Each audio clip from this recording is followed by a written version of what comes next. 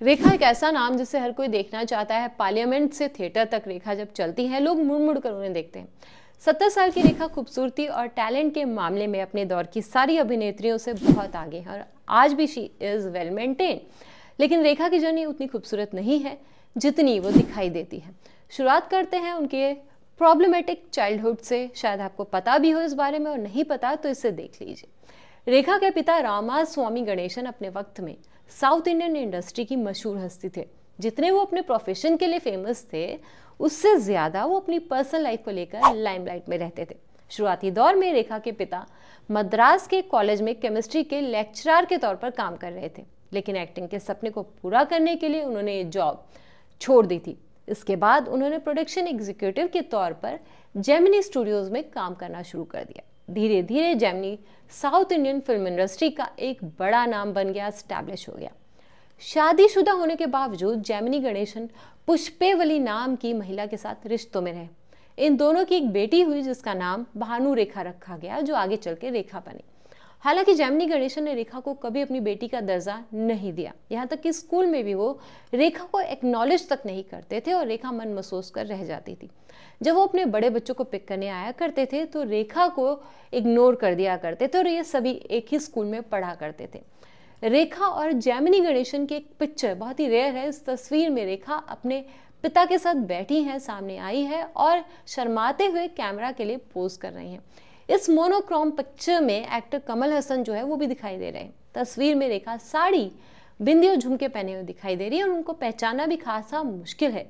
रेखा बताती है कि अपनी माँ को उन्होंने कभी रोते हुए नहीं देखा। इनफैक्ट उनकी माँ उनको रोमांस के अपने किस्से सुनाया करती थी जेमिनी गणेशन के साथ। 9th स्टैंडर्ड तक रेखा पढ़ी हैं। फिल्मों में काम करने के लिए उनको अपनी पढ़ाई छोड़नी पड़ गई। उनके घर के जो हालात हैं वो ऐसे थे कि माँ ने भी उनकी पढ़ाई जो थी वो छुड़वा दी। माँ ने तो सिर्फ उनको एक फिल्म करने को कहा था। रेखा का ऐसा कहना है कि उन्होंने अपनी माँ को कहा सिर्फ वो एक फिल्म करेंगी, उसके बाद जो है वो फिल्में नहीं करेंगी, लेकिन उनका कहना है कि माँ ने उन्हें उल्लू बना दिया। ये रेखा खुद बताती हैं। अनजाना सफ़र रेखा की पहली मूवी थी जिसमें वो सिर्फ 13 साल की थी। रेखा का एक ही सपना था, शादी करना, घर बसाना, और वो हमेशा से सिर्फ यही चाहती थी कि उनके बच्चे हों, बहुत प्यार करने वाला एक पति हो, क्योंकि उन्होंने बचपन से एक टूटा हुआ घर देखा था और उनको एक नाजायज़ औलाद का जो टैग है वो मिला हुआ था। अब बात करते हैं उस 13 साल की लड़की की जो बॉम्बे आ चुकी थी, जिसका नाम रेखा था। वो अपनी माँ के बगैर अकेली आई थी, जिसको ना यहाँ की भाषा समझ आती थी ना लोग। माँ बहुत बीमार रहती थी और वो बहुत ही इरिटेटेड और हर्ट थी। सुबह 9 बजे से रात के 9 बजे तक रेखा काम किया करती थी। सेट से वो भाग जाया करती थी और बहुत बार तो अटेंशन पाने के लिए माँ का सुसाइड तक की बातें किया करती थी।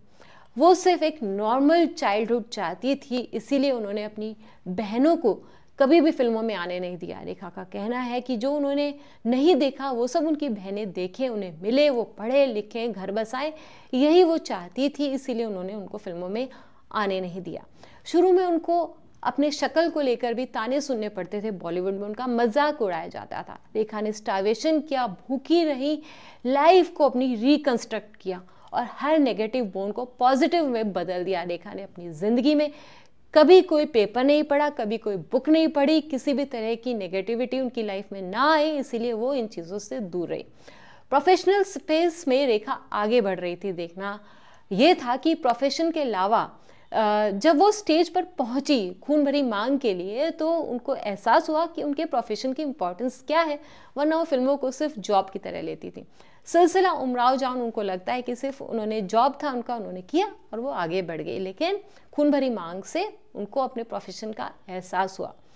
अब आती है 1976 की बारी। 1976 में अमिताभ बच्चन उनकी लाइफ में आ गए। दोनों ने खूब सारा काम किया एक साथ। 10 फिल्में जो हैं वो रेखा और अमिताभ बच्चन ने एक साथ की। उनके ऑरा में जो है रेखा जो थी वो आ चुकी थी और रेखा का कहना है कि अमिताभ जो है उनकी पर्सनैलिटी ऐसी है कि वो उसमें गिरती चली गई और उनके ऊपर इस वक्त होम ब्रेकर का टैग लग गया। इनफैक्ट जया भादुड़ी ने उनको खाने पर इनवाइट किया और समझाया कि मैं अमित को छोड़ने वाली नहीं हूँ।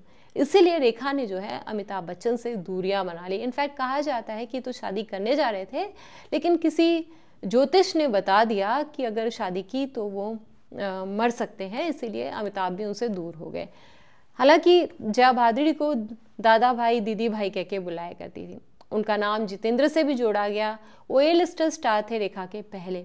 रेखा के साथ में जितेंद्र के जो रिश्ते हैं, प्यार है, उसमें जो इज्जत थी वो रेखा को बहुत पसंद आ रही थी, जो उन्हें कभी नहीं मिली थी। और ए लिस्टर होने की वजह से, स्टार होने की वजह से रेखा और जितेंद्र के जो रोमांस के किस्से हैं वो गूंजने लगे थे सब जगह। और जितेंद्र ने रेखा से अपनी नज़दीकियों को बढ़ावा भी दिया था। और आपको जानकर हैरानी होगी कि इससे पहले तक रेखा का इंडस्ट्री में मजाक उड़ाया जाता था, लेकिन जितेंद्र ने उनसे काफ़ी सलीके से बात करना शुरू कर दिया। यासिर उस्मान ने अपनी एक किताब में लिखा है कि इन्हीं नज़दीकियों के बाद से रेखा को पहली बार प्यार और इज्जत का एहसास हुआ। और जितेंद्र को देखते ही उनकी आंखों में जो चमक होती थी वो शिमला के सेट से शुरू उनकी दोस्ती मुंबई लौटकर भी जारी रही। इसी के साथ लॉन्ग ड्राइव से लेकर डिनर डेट का सिलसिला जो था वो चलता रहा।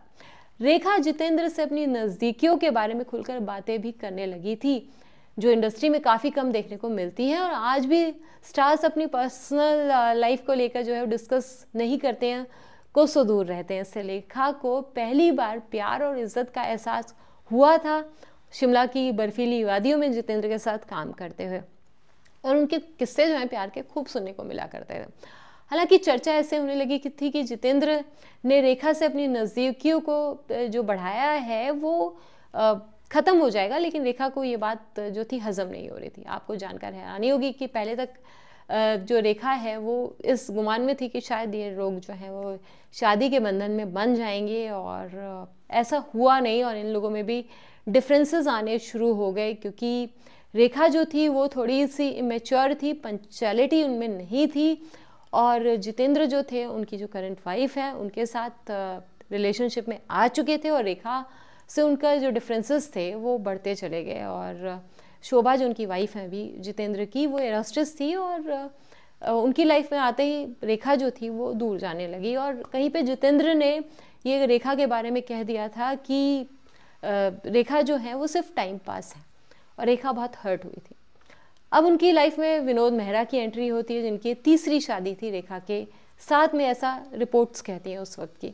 कमला मेहरा जो विनोद मेहरा की मदर थी, उन्होंने रेखा को धक्के मारकर घर से बाहर निकाल दिया था शादी के बाद। जब विनोद मेहरा रेखा को लेकर अपने घर में गए थे तो कमला मेहरा बहुत ही गुस्सा हुई थी, और उन्होंने चप्पल तक उठा ली थी रेखा को मारने के लिए। विनोद मेहरा ने कमला मेहरा को जब ये सब करते देखा तो रेखा को घर में कहा कि अब आप नहीं रह सकती हैं, आप चली जाइए। तब इन दोनों में दूरियां आ गई और रेखा जो थी वो घर छोड़ के चली गई। और ये रिलेशनशिप जो है, शादी जो है 45 या 60 डेज़ मैक्सिमम चली, और इसकी जो जानकारी है वो सिर्फ मीडिया रिपोर्ट्स में है। रेखा ने बहुत सारे इंटरव्यूज़ में इसे साफ मना किया है। रेखा कहती है कि ऐसा कुछ भी नहीं था। वैसे रेखा हर चीज़ को खुले तौर से एक्सेप्ट करती हैं, तो इस बारे में रेखा ने पूरी तरह से नकार दिया कि ऐसा कुछ नहीं हुआ। फिर रेखा ने शादी की मुकेश अग्रवाल से, जिन्होंने सुसाइड कर लिया, और रेखा ने यहाँ से सबक सीख लिया कि वो फिर कभी शादी नहीं करेंगी। हालांकि उनके रिलेशनशिप की चर्चा अक्षय कुमार से भी हुई, उनका नाम अक्षय कुमार से भी जुड़ा, और काफ़ी उनको भला बुरा कहा रवीना टंडन ने भी। लेकिन उसके बाद में रेखा जो थी, उन्होंने इंडस्ट्री से जो है दूरी बना ली। उन्हें आखिरी बार सुपर नानी में देखा गया, उसके बाद फिल्मों से उन्होंने जो दूरी थी, और जितने भी आप उनको इवेंट्स देखेंगे उस पर भी रेखा जो है सिर्फ आती हैं, अपना बिजनेस दिखाती हैं और चली जाती हैं। आजकल वो ज़्यादा एक्टिव हो गए हैं, लेकिन बहुत टाइम से वो दूर रही।